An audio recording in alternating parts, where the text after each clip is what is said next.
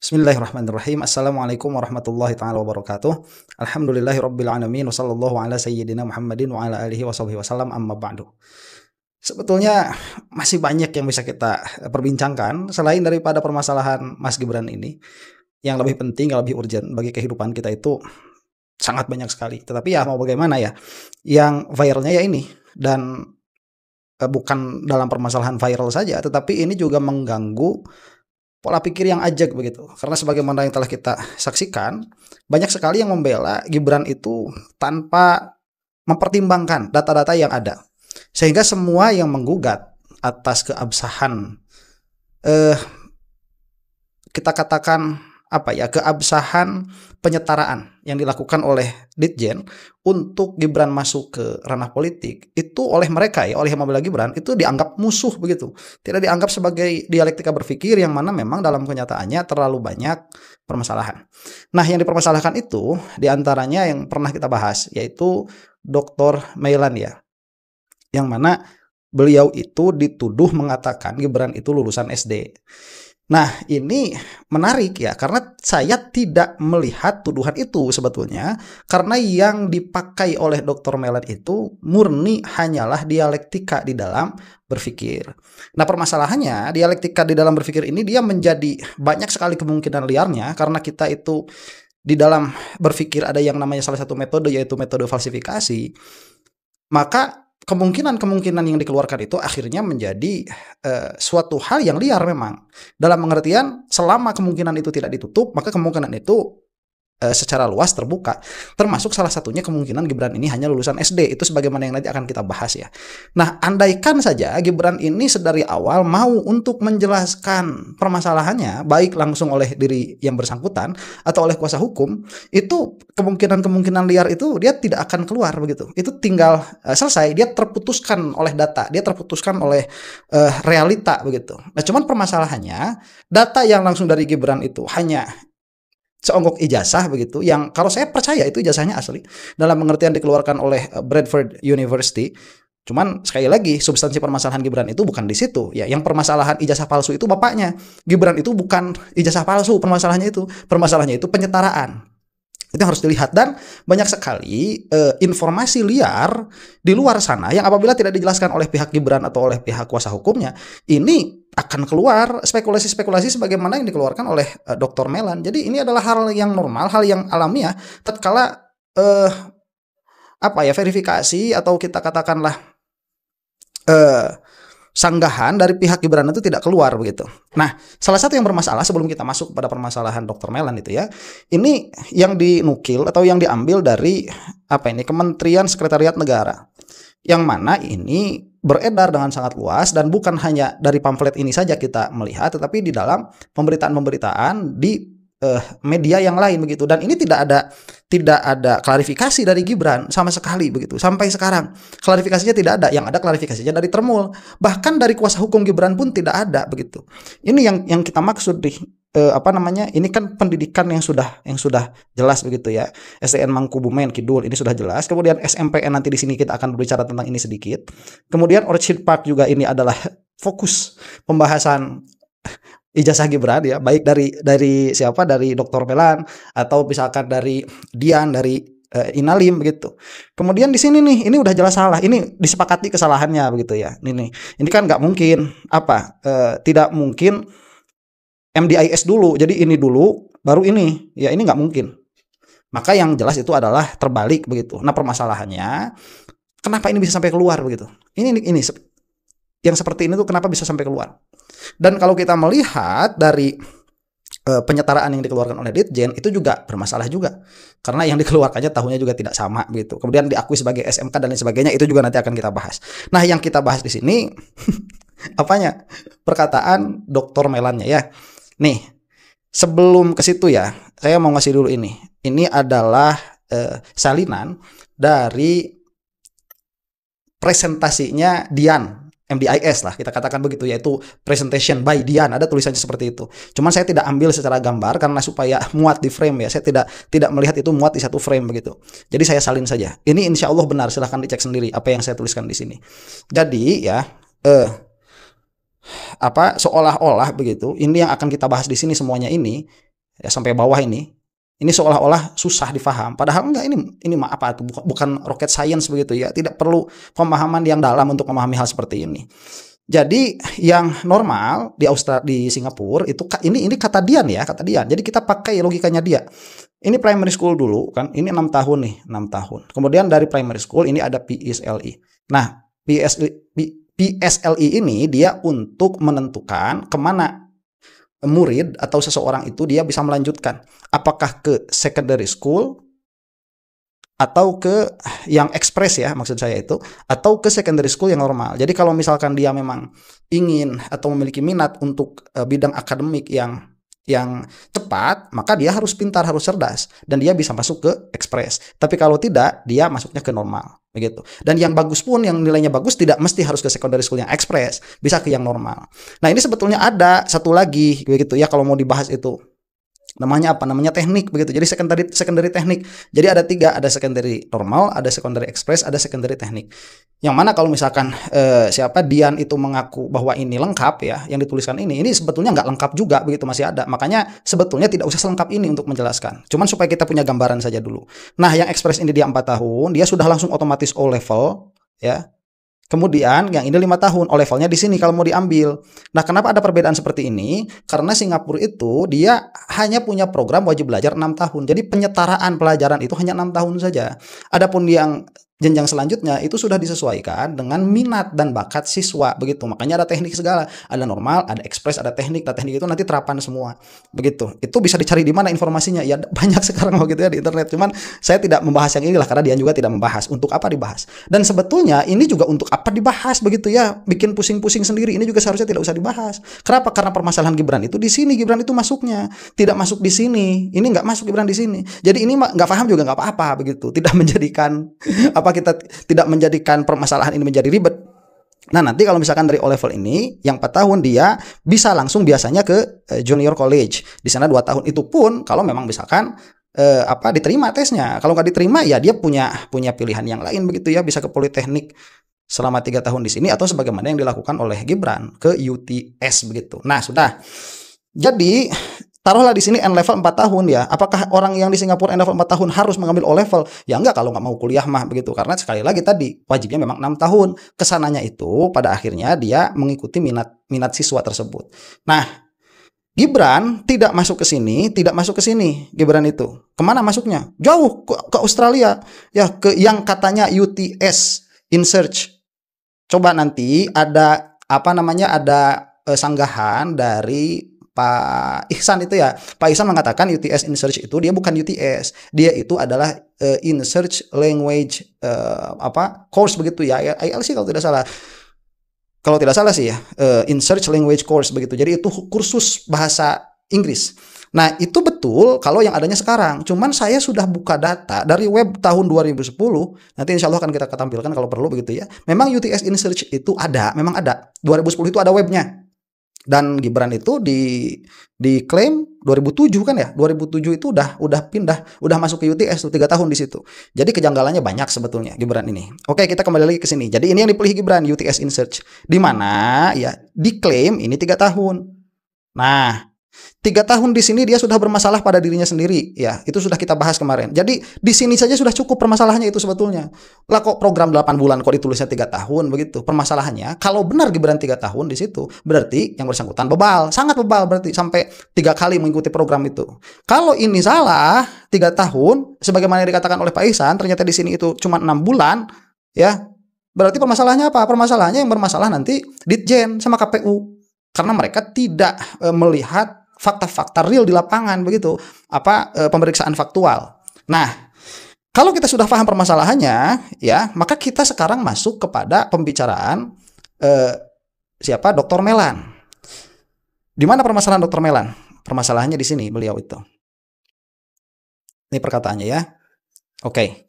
Penulis Dr. Meilani Buitenzorgi, dosen IPB University, S1 dari IPB dan meraih PhD dari University of Sydney, Australia.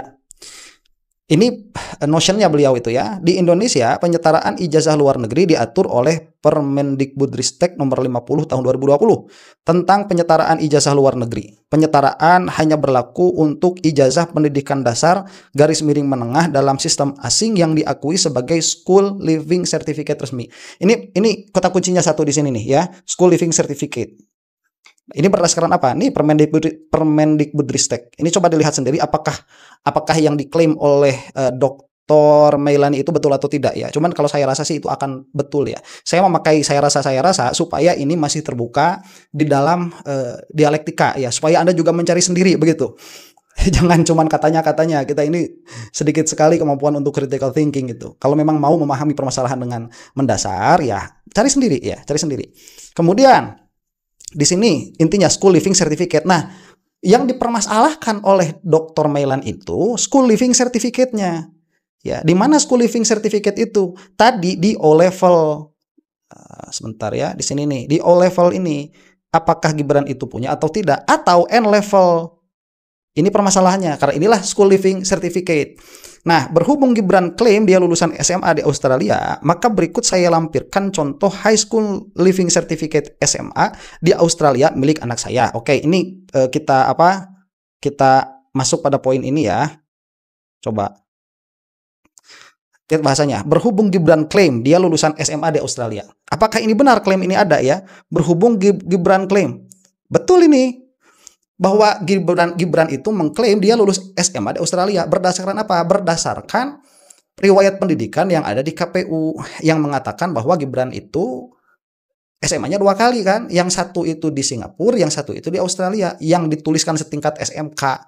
Yang nanti itu juga kita akan bahas insya Allah ya. Permasalahannya terlalu banyak ini. Jadi ini klaim ini benar. Ini fakta ya.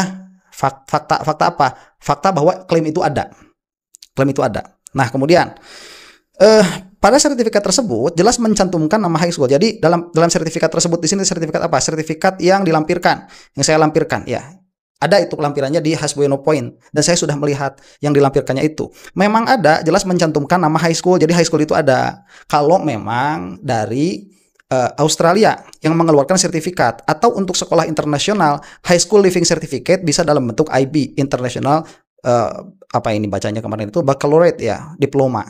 Nah, lihat ini yang pentingnya di sini high school certificate-nya harus ada. Karena apa? Karena Gibran mengklaim itu ada yang setara SMK itu, yang setara SMK tadi. Karena klaim itu ada, maka ini harus ada high school certificate-nya. Nah, permasalahannya apakah high school certificate-nya ini ada atau tidak? Nah, Dr. Melan mengklaim itu tidak ada secara pasti. High school certificate itu tidak akan pernah ada. Kenapa? Nih kita teruskan ya. Atau untuk sekolah internasional high school sudah itu tadi. Nah, pendidikan yang ditempuh Gibran di University Technology Sydney UTS InSearch jelas-jelas tidak bisa mengeluarkan high school living certificate. Nih ya, permasalahannya di sini bahwa ini fakta juga memang. Ini fakta nih. Bahwa UTS InSearch itu yang mana nanti kalau dikatakan ini lembaga kursus dan lain sebagainya, saya sudah katakan tadi di awal ya, UTS InSearch itu memang ada tahun 2010 itu websitenya minimalnya ada, itu masuk salah satu yang diakui. Nanti kita lihat. Nah, kemudian pada sertifikat tersebut jelas mencantumkan nama high school yang mengeluarkan ini tadi. Nah, pendidikan yang ditempuh Gibran di University Technology Sydney InSearch jelas tidak bisa mengeluarkan high school living certificate. Tidak bisa. Kenapa? UTS bukan high school. Nah, ini betul. Dia bukan high school. Therefore, karena UTS itu bukan high school, maka dia tidak bisa mengeluarkan school living certificate tadi. Nah, ini tidak bisa dikeluarkan nih school living certificate-nya. Kenapa? Ya karena bukan high school. Kemudian, sedangkan program InSearch yang diambil Gibran di UTS adalah program persiapan atau matrikulasi bridging pra-universitas. Jadi sampai sini ya, klaimnya jelas Dr. Melan itu apa? Bahwa satu, Gibran mengklaim lulusan SMA, yang mana disebutkan SMK kan begitu. Kemudian, dua, harus ada bukti kalau memang Gibran itu mengklaim lulusan SMA di Australia. Harus ada buktinya. Apa buktinya? School Living Certificate. Nah, School Living Certificate itu kuncinya harus ada tulisan high school-nya. Nah, tulisan high school ini tidak akan pernah didapatkan oleh Gibran kalau klaimnya Gibran itu dia berpendidikan di UTS InSearch. Kenapa? Karena UTS InSearch nih tidak jelas-jelas tidak bisa mengeluarkan high school living certificate. Dan itu fakta. Berarti School Living Certificate dari Australia tidak akan pernah dimiliki oleh Gibran, begitu. Nah, itu fakta ya. Kemudian, UTS bukan high school, sedangkan program in-search yang diambil Gibran di UTS adalah program persiapan. Nah, sudah itu jelas, selesai. Kemudian, maka dokumen penyetaraan yang dikeluarkan Dikdasmen yang menyatakan pendidikan Gibran di UTS in-search setara SMK kelas 12 seharusnya batal demi hukum. Nah, ini. Kemudian ini makanya ya, ini makanya ini. Ini harus batal demi hukum. Nih, seharusnya batal demi hukum. Kenapa? Ini alasannya karena melanggar Permendikbudristek nomor 50 tahun 2020. Apa? Harus memiliki School Living Certificate. Sedangkan yang diklaim oleh Gibran adalah lulus SMA dari Australia. Ini high school living, apa tuh school living certificate yang ada tulisan high schoolnya ini tidak ada. Maka seharusnya ini batal demi hukum dan ini valid begitu. Ya, argumennya valid. Dan ini luar biasanya Dr. Melan ini tidak berhenti di situ. Jadi fix Gibran tidak punya ijazah SMA keluaran Australia. Ini fix dan ini betul argumennya. Kenapa? Karena klaim Gibran tidak akan pernah bisa dibuktikan, yaitu lulus SMA Australia. Selesai. Nah, kemudian ini namanya apa? Namanya counter argumen. Kira-kira counter argumen dari pihak Gibran akan bagaimana? Counter argumennya bakal begini. Ya nggak masalah, kan menurut KPU Gibran masih punya rekod pendidikan SMA dari Orchard Park Secondary School. Oke, itu counter argumen. Oke, nggak apa-apa. SMA UTS nggak bisa in-search karena dia memang tidak bisa mengeluarkan high school living certificate atau school living certificate yang high school. Tetapi kan nggak masalah karena ada school living certificate dari OPSS tuh, Orchard Park Secondary School. Nah, jawabannya bagaimana kalau begitu? Jadi ini tadi ini kira-kiranya lah punya O level lah, kira-kiranya begitu. Gibran kan punya O level dari OPSS, ya dari OPSS itu kan ada. Itu kan sudah setara SMA juga. Nah, yang mana sebetulnya counter argumen ini berarti dia mengakui siapa pihaknya Gibran itu mengakui bahwa UTS in-search ini tidak bisa mengeluarkan school living certificate, tapi berdalih kan OPSS ada. Nah, diteruskan oleh Dr. Melan ini terusannya ya. Nah, masalahnya Orchard Park Secondary School yang diklaim sebagai pendidikan SMA-nya Gibran itu juga tidak setara dengan SMA. Nah, ini permasalahannya. Di Indonesia, OPSS menyediakan pendidikan setara kelas 7 sampai 10 di Indonesia. Jadi setara dengan SMP plus 1 tahun. Yang sudah kita bahas kemarin kan. Kalau kita balik lagi ke sini nih. Yang apa? Yang secondary normal ini, N level kan cuma 4 tahun. Yang mana secondary-nya itu secondary school itu kan dari kelas berapa? Kalau dari Indonesia itu kelas 7, kelas 8, kelas 9, kelas 10. Ini yang advance tuh, yang advance, yang apa? Yang express ya. Ini lower, ini upper. Kalau yang normal yang Gibran pakai di sini ini udah N level. Apakah Gibran punya O level? Punya nggak tuh Gibran ini? O level. Ini permasalahan yang dipermasalahkan oleh Dr. Melan. Jadi ya school living certificate yang dimiliki oleh Gibran itu tidak setara SMA karena masa ada kelas 10 itu SMA. Enggak ada kelas 10 SMA. Kalaupun di O level ini pun bukan SMA. Ini apa? Kelas 11. Kelas 12-nya nggak ada begitu. Itu notionnya dari siapa? Dr. Melan. Nah, kemudian ya kita teruskan lagi ke tulisan beliau nih. Nah, School Living Certificate dari Secondary School di Singapura adalah GCE O Level Certificate sebagaimana sudah kita singgung tadi. Kalaupun Gibran punya sertifikat GCE O Level dari Orchard Park Secondary School, ini juga belum setara dengan ijazah SMA di Indonesia. Ini kalaupun ada, ini belum setara dengan belum setara dengan ijazah yang ada di Indonesia. Untuk bisa melanjutkan pendidikan tinggi universitas, siswa di Singapura harus lanjut lagi ke junior college atau memperoleh sertifikat GCE level. Nah, harus di sini kalau mau kuliah itu. Mana tadi itu kalau ada? Kalau ada di sini. Nah, harus ini nih junior college untuk ke university itu atau politeknik untuk ke university. Apakah itu ada? Nggak ada, makanya Gibran itu ke UTS begitu. Jadi ininya nggak ada. Itu notion valid juga dari Dr. Melan itu. Kemudian jadi fix Gibran tidak punya ijazah SMA keluar Singapura. Ini valid argumennya. Tinggal dibuktikan kalau memang Gibran ada nih GCE level memang ada ini ada sudah berarti argumennya Dr. Melan ini salah. Kalau ini terbukti ada nih. Kalau nggak ada berarti Dr. Melan benar di dalam klaimnya. Kemudian jadi Gibran cuma lulusan SMP nih. Nah ini apa falsifikasinya? Kalau gitu gimana? Apakah Gibran itu lulusan SMP? Ini yang menohoknya. Nah ini juga belum tentu. Tuh ini nih belum tentu. Tidak mengatakan tidak Dokter Welan itu. Mengatakan beliau ini belum tentu. Karena ada perbedaan standar. Apa? Karenanya, alasannya, ada perbedaan standar ijazah Indonesia dengan sertifikat GCE Singapura. Itu nanti kita akan bahas dalam video sendiri ya. Di Indonesia untuk mendapatkan ijazah sekolah menengah, siswa harus lulus memenuhi nilai minimum untuk semua mata pelajaran. Sementara sertifikat GCE Singapura baik O-level maupun A-level tidak mempersyaratkan nilai minimum. Betul ini nanti malah ada yang boleh fail ya kalau tidak salah. Semua siswa bisa mendapatkan sertifikat O-level maupun A-level sekalipun nilai-nilainya jeblok. Betul itu ya. Tapi nggak semua, itu ada beberapa, dua kalau tidak salah. Satu boleh D untuk diterima di UTS tapi itu ya. Satu boleh D, yang satu itu boleh E, nggak boleh ada yang U ya. Ungraded itu nggak boleh. Itu setahu saya. Kalau ada yang lebih tahu silahkan tuliskan di komentar ya. Nggak jadi permasalahan. Ketika siswa akan lanjut ke level pendidikan berikutnya, maka nilai-nilai yang tertera di sertifikat O-level maupun A-level itulah yang akan menentukan apa siswa tersebut memenuhi atau masuk nilai minimum atau tidak. Nah kemudian, jadi kalaupun Gibran punya sertifikat GCE O-level, mesti dilihat lagi nilai-nilai yang bersangkutan. Kalaupun ada nih, kalaupun Gibran punya, maka ya mesti dilihat lagi. Nah apakah itu dilakukan ya secara faktual oleh Ditjen atau tidak? Itu yang jadi permasalahan. Maka sertifikat O-level tersebut tidak setara dengan ijazah SMP Indonesia yang mempersyaratkan nilai lulus untuk semua subjek. Tapi menurut KPU kan Gibran bersekolah SMP di SMPN 1 Solo. Nah, kalau misalkan ini memang valid, berarti Gibran itu sudah jelas lulusan SMP-nya jelas. Namanya kesana bermasalah begitu. Nah, oke, jangan gitu dong ya. SMP-nya kan jelas kata KPU begitu. Kira-kira counter argumen lagi dari pendukungnya Gibran itu. Bagaimana argumennya untuk mencanggah counter argumen dari Dr. Melan?